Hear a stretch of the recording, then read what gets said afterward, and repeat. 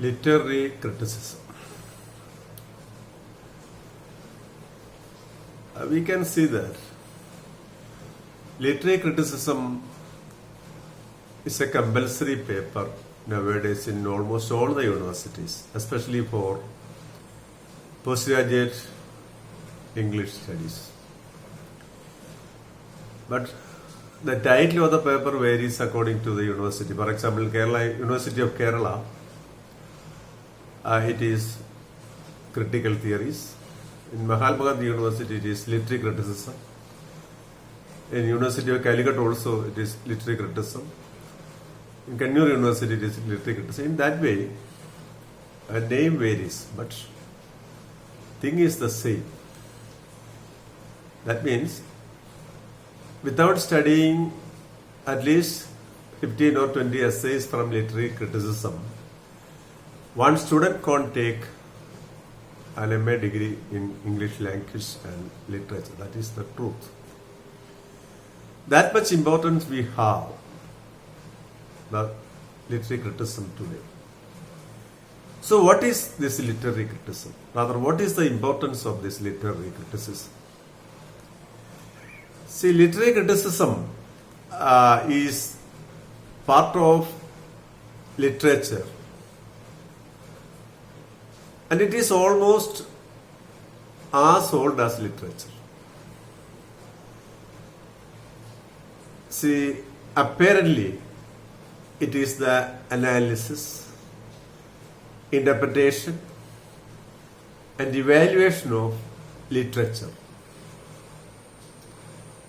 But there are other significances also. For example, how far it is supported by evidence. In the case of literature, evidence means the work of art, writings, or passages, whatever be. And these evidences related to theme. We know that in literature usually we consider two main aspects, theme and form. So theme is also important. Structure is important. For example, suppose we are considering a poem. The structure of the poem is important. Style of language is important. Setting or historical or political context, that is also important in the analysis. Sometimes critics consider cultural context also. But even when we consider all these facts as the main features of literary criticism, a critic's purpose, what is a critic's purpose? A critic is the person who practices criticism. A critic's purpose may be to make value judgments on a given work or a taken work, to explain his or her interpretation of the work, or to enrich the reader's understanding of the literary work. See, this fact is very important in the case of literary criticism. See, when we consider the history of literary criticism, we can see that during Renaissance period, literary studies had got serious attention. And what happens? Thereby, approaches to it had been diversified into the fields of history, philosophy, philology, and the like. See, history is a main consideration at that time. Philology, the science of language, that is also important at that time. But what happened? Literary criticism gradually evolved out of these practices of applying elements of history, philology, philosophy, and the like, even theology. Some writers have adopted theological aspect for analysis of given work or something like that. See, literary criticism gradually evolved out of these practices. And since literary history, literary writings, and its evaluation are comprised of it, we can note that it is of great interest to note that the word criticism actually is derived of this root, a particular root. Krine means, Greek root, krine means to judge. And the term, thereby a term evolved, kritikos.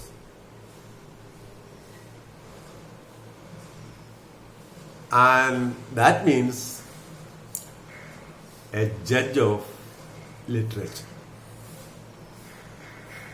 See, these evolving from the root. See, I am speaking about speaking the word on these etymological aspects. Every word has some root, that is etymology.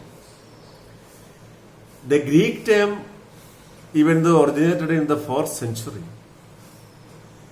the term criticism in the present sense, as we use in the present day, developed only in the 17th century. So that is the effect. So we understand that in the early times, criticism means basically to judge. That means judge a work of art, a writing, a literary piece, whatever. See,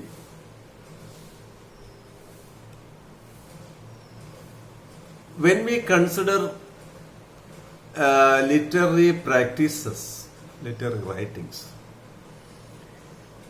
we know that, rather we mean that creative or imaginative literature.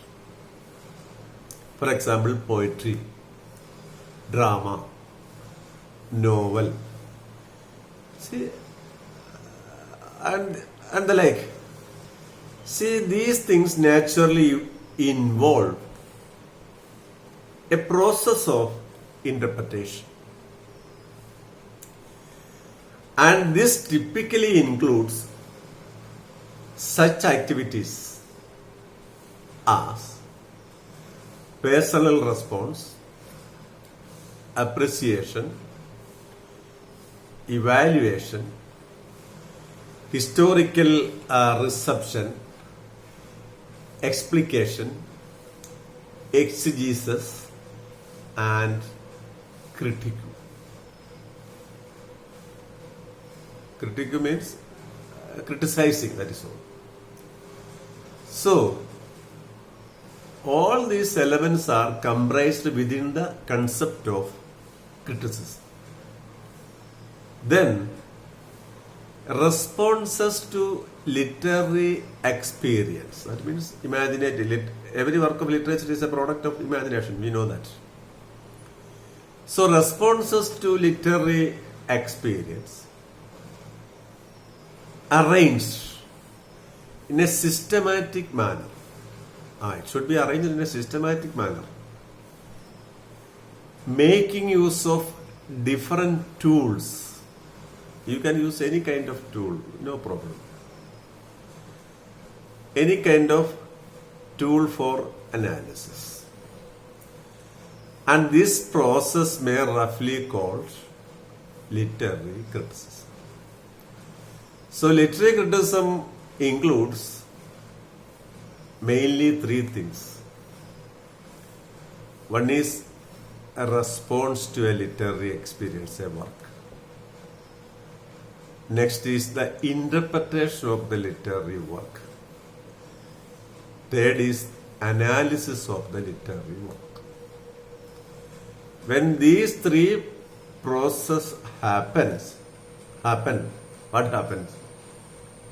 Literary criticism actually happens. See, over centuries, it had accompanied and influenced the literary activities. True. And what is the outcome? See, over centuries, all the literary practices have to undergo this kind of an examination comprised of three aspects I have already mentioned: response, interpretation, analysis. And now we know that without these practices, an academic practice is impossible. That means students, teachers, professors, whatever be, they can't do with literature. Either study, learning, teaching, whatever be, writing, whatever. Literary criticism is the main concern in the academic practices nowadays all over the world. That means it is asserted that students, readers, and academics cannot do without it. Critical awareness can enhance a person's understanding of literature. That is also important. See, you can understand literature in many ways. For example, simple reading, very complex analysis. All these processes are there. Whatever be, you cannot do away with the practice of criticism in the case of literature. So, critical understanding of literature. See, why we need this literary criticism? That is the next question. We need literary criticism because for the critical understanding of literature,